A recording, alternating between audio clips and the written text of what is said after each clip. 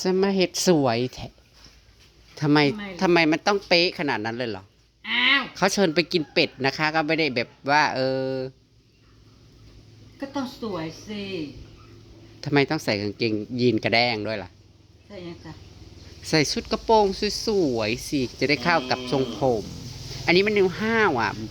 ผู้ชายเขาคงไม่ค่าเข้าหาหวานสิ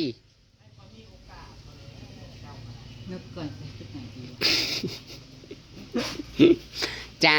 จะไม่แนวว่างามยากเนาะ โอ้ยเอาชุดนี้แหละ มันจึงได้ขี้ง่ายบอกมันต้องถอดง่ายจ้ามาในชุดยีนกระแดงค่ะ ผมทรงผมสวยค่ะบ๊อบพังค่ะลงมาเอานี่แหละมันตะกี้เขาบัเทอร์บัเทอร์ขึ้นก็คือพวกนั้นก็คือสีผู้แลได้กินรอบค่ำๆผู้แลเพื่อได้กินกันแล้ววันที่ว่าจะไปกทน่ะวันไหนล่ะ คนดุน รอให้ฝนหยุด ถ้าเปิดแล้วบุก ค่าขามมาคำพี่หรอหรือคำสวรรค์ แล้วขังบุกเลย อ๋อ ไปทางนี้เส้น ตายพี่น้องอีกไม่กี่วันนางก็จะไปเป็นสาวกรุงอีกแล้ว ใครเห็นก็ทักทายนางเลยนะคะ นางจะไปขายเหรอ เอาไม่ขายไม่ได้แล้ว มันหมดอายุแล้ว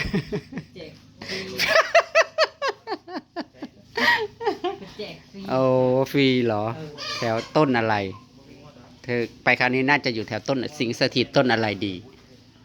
ต้นขนุนมันจะมีไหมล่ะ ไม่ค่อยนะมะขาม ต้นปาล์ม ปาล์มเลยเหรอแถวไหนล่ะ พัทยาเหรอ ไม่จะไม่อยู่แถวนี้ มันมีให้เกาะเหรอสะแมดำมันมีต้นเอียงพี่น้องแถวต้นสะแมดำแมนบอจ้าถ้าอันนั้นหาได้เลยค่ะแวะมาเวียนแถวสะแมดำต้นปาล์มนะคะนางก็จะเปลี่ยนต้นนั้นต้นนี้นางจะแบบหวนคืนอาชีพเก่าใช่ไหมไปลำลึกความหลังห่างหายมานี่กี่ปีแล้ว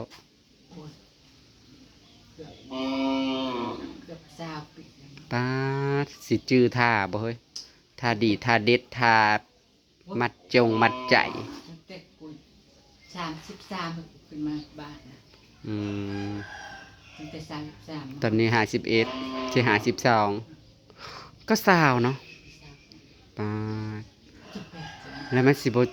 รู้สึกเจ็บแสบๆแป๊บๆบ่เฮ้ยมันห่างหายไปโดนของมันเคย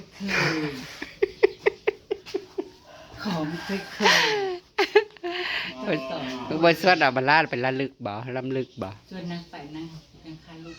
นางเนาะเดี๋ยวนี้มีลูกอ่อนค่ะไปใส่ไม่ได้จ้าใส่ละมันจ้ามันมาเอามันจ้ามันไม่มันใช่ไหมที่บ้านเอามันฮะมันก็มีบางวันมันบางวันไม่มันนะแหละจะให้มันตลอดมันก็เป็นไปไม่ได้หรอกมันต้องมาหายายบัวกับยายทองเรามันม่วงใช่ไหม ได้จักโลได้กิโลก็เอาได้3 โลว้าวเท่าไหร่คะเพราะจำนี่พี่น้องเป็นคนเราเลือกให้เอาไว้มันใหญ่ก่อนคนว่าเท่าไหร่แม่นเพราะว่ามันยังอันนั้นเนาะโอ้โหปิ้งไปปิ้งเอาอันนี้ต้องขอบคุณพี่ปีใหม่เด้อจ้า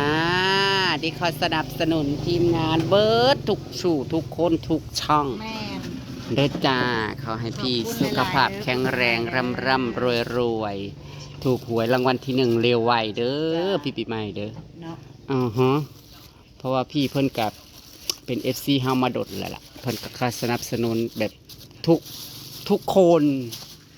ทุกช่องในทีมเลยนะแบบว่าสปอร์ตตลอดซื้อนนซื้อนั่นซื้อนี่ให้เมื่อก่อนก็ซื้อเค้กให้จีน่ามันบ่ได้เป็นยังทางในมันบ่ได้เป็นยังบ่ได้เป็นยังบ่ได้แมงบ่ได้มียังเลยมีแต่ว่าสวยยังก็เขาเรียกว่าอะไรนะข้างนอกไม่สวยแต่ข้างในแบบว่าสวยค่ะสวยข้างนอกข้างในเป็นบักเดือก็คือบริอึดสวยงามอันนี้สวยข้างนอกข้างในเป็นบักเดือแม่นบ่ล่ะนี่ถ้าเราความจริงทำเป็นยอมรับบ่ได้มากอย่างเดียวว่าคือมากกับความจริงมาว่า แล้วมันเป็นอะไรเวลาเขาเอาความจริงมาเล่าว่าล่ะ บ่ปื้ม มันบ่ปลื้มเลยอยากเห็นอะไรบัดนี้ บ่มากใจแบบนี้แย่ๆเลิกคบกับแบบนี้แหละ และภัยควรปรับปรุงเธอ เจซีน่ะยังน้อยไปเรื่องเอาความจริงต้องให้น้องบิ๊กนะคะถ้าเทียบก็ต้องให้น้องบิ๊ก ความจริงเป็นสิ่งไม่ตายเท้า บางครั้งก็บ่ควรว่า ก็ควรตายเนาะอะไรเราก็เฮาก็บ่ได้เว้าตรงๆเนาะบัวเฮาก็แค่ว่าข้างนอกงามข้างในเป็นบักเดือนั่นนี่เด้บัก พู เดื ด อ จังใด บักเดือเขาก็เอามาตำกินกระแซ่บอยู่เด้ล่ะน่ะ ไปพิจารณาเอาเอาจำนี่แหละ ว่ามันคืออีหยังบ่ เลยเลยว่าใส่ชุดเลยว่าคุกคิด โอ้ ถ้าเป็นฮอดโตสิแอบแซ่บบ่ว่า คู่มือนี่ยังบ่แอบบ่นี่ยังบ่แอบบ่ทางใจได้ประเดกจักไห้ บ่มีจ้า เอาคือได้แต่ปลาน้อย บ่มีตะกา ได้แต่พอได้กิน ปลาบวกับฟิตไว้กินยามมันบ่มีหั่นแหละ อืม บ่เฮ็ดปลาแดกจ้ะ อันนี้ได้แต่ประเดกปลาซิวได้นี่ได้จักปุกบุกปุกหนึ่งบ่ทั้งสอง ปลาซิวบ่มี ปลาซิวน่ะใหญ่เลย แล้ว นี่ ก็ นะ ว่าบ่คำบอกว่าอีแม่ปลาซิวเราคือได้ปลาซิวหลายแท้เพิ่นว่า ก็มันก็บ่ได้หลายดอกเฮามาโมกมันหักเนาะจนจะซ้ำนิ้วมือคือหน้าอำมาลาน่ะก็ตัวใหญ่เลยปลาซิวน่ะ มกใส่ผักกะแยงโอ้ยแซ่บเด้อ อันนัดกันว่าสิกินเป็ดกินไก่กับพอดีสิค่ำพุ่นแหละ บางแน่พวก เพื่อสิได้กิน ทางเนาะ โอ้ยค่อยๆลงมา เมื่อคืนนี่ค่อยฮักจนจะไห้ขอบมาหอดนั้น5 โมงเนาะมาหอดปักซองพอดีหิวข้าวผัดแวงกินข้าวแต่ค่ำบัดนี่ อ่า จักได้กัดบวกกับบ่เห็นหุงหนทางลงมาทางบ้านใหม่โอ้ยบ่ขอยอยากจอดรถนั่งให้ทางด่าหนทางปล่อยฮอดรัฐบาล นี่นะเขารถอีส้มมาดึง ไปจ้ะว่ามันสิมาเฮ็ดมันบ่มาเฮ็ดแต่จักเทื่อเลย เขาเป็นนักอนุรักษ์ นุรักษ์เขาแตกอยังกูนี่มันใจอยากขาดเลยเดี๋ยวนี้นั้นปวดแขนนั่นใครแต่เสื้อยาดองมาไปขึ้นไปกินยาดอง ซื้อกันนะ อืม เรามันคง ยาดองอันเจ็บเส้นเจ็บดีเจ็บเส้นเจ็บเอ็นมากินแล้วก็ห้วยกระเทยเถ่าโต๊ะเตียง อ่า อืม อ่า บ่ตก ยังบ่ตกผู้ทั้งเฮือนถากินมาม่าโอ้ยถากินเป็ดน่ะต้มมาม่ากินถาเลยเด้อ ใส่กลัว เขาก็จิ้มหอยอันนั้นน้ำดอกไม้เขาก็แล่ หอยประกวดบ่ หอยเชอรี่ อ๋อ จิ้มแล้วก็เอาตาเอาหยังมันออกล่างไว้ เนาะ ไว้ต่ำคือสิค่ำพู้นแล้วได้กินรอบค่ำเพราะว่าแต่ละคนก็เพื่อสิเสด็จเพื่อสิได้มาประจบพบพ่อกันนัดกันแล้วกันมันก็เลยรอแต่ว่าอันนี้มีอันข้างเอื่อยอันนั้นเพิ่นก็เลี้ยงอีกอยู่เด้อนี่นะพี่ลีอันนี้กินที่ทางอันมาทางอาติก้อนนี่มื้อนี้นะมันโดดเลยนายเพิ่นสิว่าเอ้าทำไมไม่เข็นกินกันสักทีนี่บอกหาจังหวะอยู่ได้อพี่น้องเอ้ยเพราะว่ามันทางมันเปื้อนฝนกระตกเนาะเฮากับเพื่อสิโน่นนี่นั่นกันทางอามาลากันยากลูกเพื่อนนั่งสิแล้วมันบ่คือหนาแล นางมีลูกมีเต้านังไป โอ ได้นังก็ ้ยเดี๋ยวนี้นะลูกบ่ได้กินนะก็สิตายเลยหญ้ากับพี่มาเกี่ยวเอาอยู่หน้าดอกไม้พี่มื้อนั้นนั่นหญ้าอยู่พุ่นก็บ่กินมันนาน เพราะว่าจังนั้นเป็นบ้า ๆนั่งมาเอาของนั่งไว้ ประสาทนางมาแล้วก็พาหาทุกหาเงินกูใส่มากินอันจิหรือเงินจ่าย ไม่ได้จักนะจังขึ้นโอ้ยว่าอยากเอาลำโพงขึ้นสิเอาเดินได้บ่บ่ได้แหละ คั คั น น บ่ บ่ ได้บ่คำบ่มีคนสอนทาง กระเทอและสอนซัน ซ้อนกัน มันซันก็ลงมาส่งมันก็ลงมานำมาลาก็ได้ เดี๋ยว ก็ไปห้าฮาวห้าฮอนเล่นถาสักกันได้บ่ต้องที่ขึ้นเดี๋ยวกูไปหาเป็ด จะสิใส่สุดใหม่เหรอใส่สุดสวยบ่ย่านว่าอยากใส่สุดสวยให้ว่าอยากแอบแบบ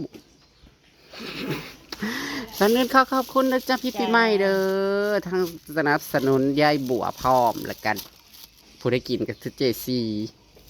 เพิ่นว่าถ้าไม่อยากกินก็ให้ยายนี่ทำไปขายเพิ่นว่าก็อยากไว้กินมันหวานเลยพี่น้องเพราะว่ามื้อนั้นตอนนั้นอันบะบัวเอามาเฮ็ดของหวานเนาะ มันหวานเลย หวานมันไอ้ละหวาน หวานแฮงแต่ว่ายังลายอยู่มันบ่ ยัง อืม ยังหักพ่น เพราะว่ามันยังอันนี้เนาะมันยังบ่ทันห่วยเด้มัน พ บ่ อ ทัน ดีกระเทินน่ะนะลุงพ่อละว่าไว้ให้ บ่ทันแก่ ได้กินเนี่ยนะ ซ้ำนี่ ยังไม่แก่ หลาย แดงหุ่งอยู่แล้วขวดพระเจ้าเนี่ยนะ แล้วเครือมันเอาไว้ในเด้อเดี๋ยวตกแรงปลูกยามแรงมันจักเดือนเอ้ย 3 เดือน 3 เดือนเนาะก็ได้กิน 3 เดือนเลยได้ในความมาปลูกในเดือนกว่าเลยนี่กำลังงามในป่าดอกกระเจียว มึงหลอกไปเกี่ยว จังมาก็ ตาม ท เขาก็ไป ว้าวได้ลีบ่เฮ็ดน่ะ ำบ่นะเจ้ามันตัวเจ้าแล้วข่อยหัวเราะกระจายอยู่เด้ เฮ็ด นึกว่าเฮ็ดอันได้เฮ็ดใหม่ซะแล้วเอ้าเฮ็ดพวกจิกออกบ่ สิกินยังพี่น้องเฮ้ยกระโจกเฮ็ดในตู้แล้วเอามาอุ่นกินนะนี่หั่นเด้เจ้าก็สิกินยังไงล่ะอ้าว ไปเดี๋ยวสึกขึ้นไปเตรียมสักก่อนพี่น้องเอ้ยหมู่กับบ่ทันได้มาดอกค่ะตอนนี้ก็ได้จังได๋ก็ขอบคุณพี่ปีใหม่อีกครั้งเด้อจ้าขอให้พี่อยู่ดีมีแรงสุขภาพแข็งแรงเด้อค่ะสวยวันสวยคืน แล้วก็เป็น FC ของพวกเราตลอดไปเด้อค่ะ